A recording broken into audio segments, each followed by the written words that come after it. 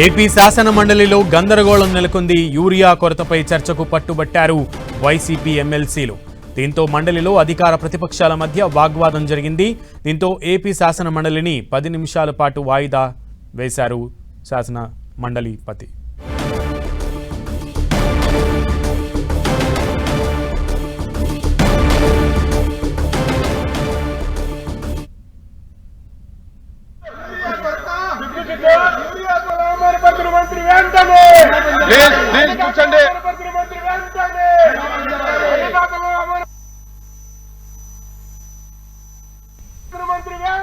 AP శాసన మండలిలో గందరగోళం నెలకొంది.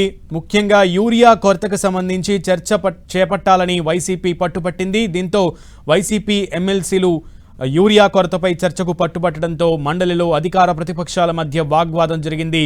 ఏపీ శాసన మండలిని 10 నిమిషాలు వాయిదా పడింది.